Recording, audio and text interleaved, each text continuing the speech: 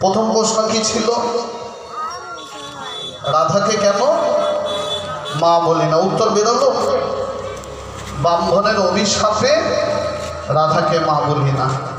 কিন্তু আমার দ্বিতীয় প্রশ্ন কি ছিল? রাধা একবার মা হয়েছিল, তার ছেলেকে আপনারা পুজো করেন, সেটা কে? বলবো না, থাকবে দেখুন। না না, বলুন বলুন, বলে দিই। ভালো কথা বলে, না ঠিক আছে, না থামাই ভালো, থামলেই তো বউ জ্বালাবে। এবার বলি মা, এই তত্ত্বটা শুনে নেবেন সবাই। কোথা থেকে নেওয়া হলো তত্ত্বটা? কারো বাড়ি যদি স্কন্দ পুরাণ থাকে, যেটা কার্তিক ঠাকুরের লেখা, ওইখানে গ্রন্থে লেখা রয়েছে লীলাটা, এই ঘটনাটা যেটা বলবো এবার। রাধা কবে মা হয়েছিল? ভূ বৃন্দাবনে নয়। ভূ বৃন্দাবন মানে যেটা আমরা বেড়াতে যাই, ওই বৃন্দাবনে নয়। তাহলে কোন বৃন্দাবন? গোলক। যা হয়েছিল গোলকে তাই হলো দাপরের ভুলকে। শুধু রিহার্সাল হয়েছে ওখানে, আর এখানে এসে নাটক হয়েছে। গোলক বৃন্দাবনে শ্রীকৃষ্ণ নিজের বাম অঙ্গ থেকে একটা রমণীকে বার করল, সেই রমণীর নাম হলো রাধা। বাম অঙ্গ থেকে সৃষ্টি করলো। যেহেতু গোলকে শ্রীকৃষ্ণের বাম অঙ্গ থেকে রাধার জন্ম গোলকে, সেই জন্যে মেয়েদের সর্বশক্তি থাকে বাঁ দিকে। মেয়েরা যা শুভ কাজ করে বেশিরভাগ দেখবেন বাম দিক থেকে। ভাই ফোঁটার সময় ফোঁটা দেয় কোন হাতে? বাঁ হাতে। গুরু মন্ত্র নেয় কোন কানে? মেয়েরা বাঁ কানে গুরু মন্ত্র নেয়।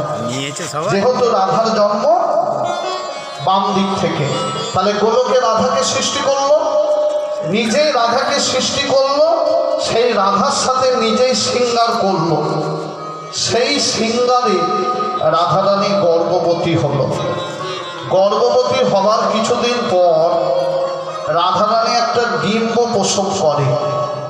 কি প্রসব করলো? ডিম। ক্ষোভে দুঃখে রাধারানী কাঁদতে কাঁদতে বলল, এতদিন গর্ভে রাখলাম আর ডিম পেলাম। মনের দুঃখে ডিমটাকে নিয়ে ক্ষীরসাগরে, গোলক থেকে কোথায় ফেললো? ক্ষীরসাগর। তখন গোবিন্দ অভিশাপ দিল, তুমি না মা, সন্তান তোমার ডিমটাকে ফুটতে সময় দিলে না। মা কখনো সন্তানকে ছুঁড়ে ফেলে? তুমি মা হওয়ার যোগ্য নও। এই অন্যায়ের কারণে তুমি যেদিন গোলক থেকে ভুলকে রাধা হবে, তুমি মা হতে পারবে না, আর মা ডাকও শুনতে পাবে না। এই দুটো কারণে রাধাকে মা বলেন, একটা গোলকের অভিশাপ আর একটা মর্তধানে ব্রাহ্মণের অভিশাপ। এবার আপনাদের বলবো, এই জায়গাটা বুঝতে হবে। এই যে ডিমটাকে ছুঁড়ে ফেললো, সেই ডিমটা কোথায় গেল? সেটা থেকেই রাধারানীর সন্তানের জন্ম। কোন সাগরে ফেলেছিল? ক্ষীরসাগর। ক্ষীর, এই মিষ্টি দোকানে ক্ষীর পাওয়া যায় না, সাদা ধপধপে আছে না? ক্যালেন্ডারে দেখবেন আপনারা ছবিতে, ক্ষীরসাগরের মাঝখানে একটা সাপ ডেলা পাকিয়ে শুয়েছিল ফনা তুলে, যার নাম অনন্ত নাম। সাপটার মাঝখানে ডিমটা পড়ল, ডিমটা ফেটে গেল। একটা দেবতা বেরিয়ে এলো, যে মাথায় হাত দিয়ে শুয়ে আছে সাপের মাঝখানে, আর লক্ষ্মী দেবী যার পদসেবা করছে।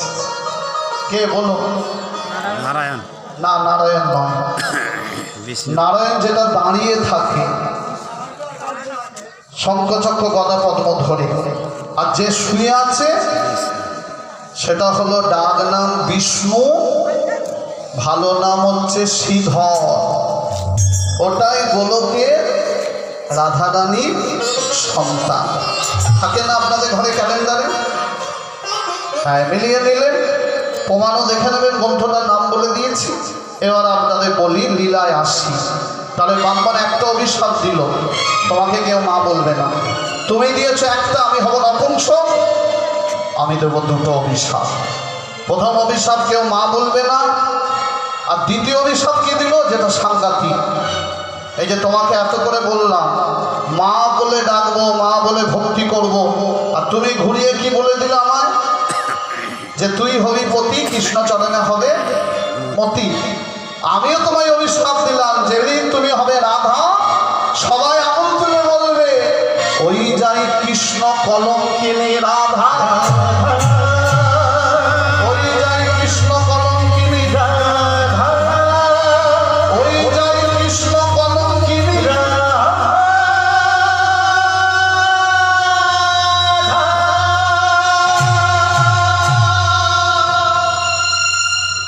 হয়ে গেল।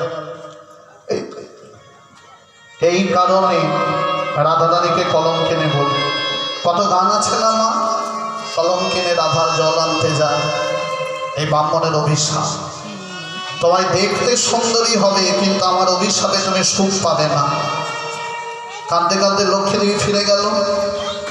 নারায়ণ বলছে হয়েছে তো সারে সর্বনাশ, যেতে বারণ করলাম, স্বামী পর নারদ আপন। যে নারীর কাছে নারদ আপন হয়, স্বামী পর হয়, তাদের জীবনে এরকমই সারে সর্বনাশ হয়।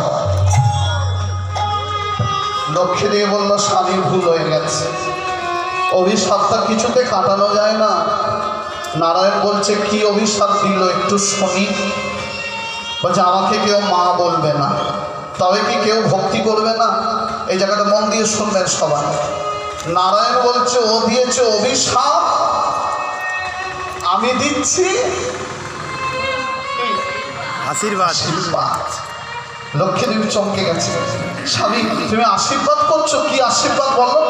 ও দিয়েছে অভিশাপ, কেউ মা বলবে না, আর আমি দিচ্ছি আশীর্বাদ, যেদিন তুমি রাধা হবে সেদিন মায়ের থেকেও বড় শক্তি তুমি পাবে।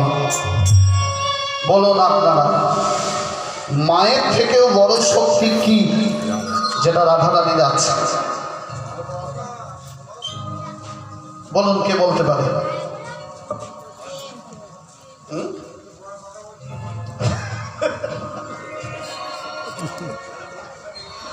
আচ্ছা আচ্ছা, চেপে যাও।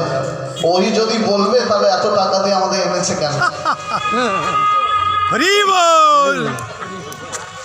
আপনারা জেনে নিন মা,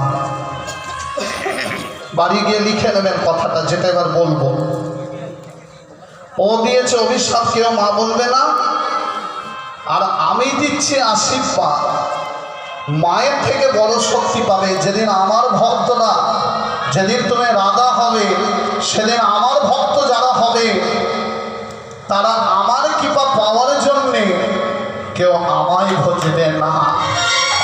কাকে ভজবে? করিবে করিবে রাধা।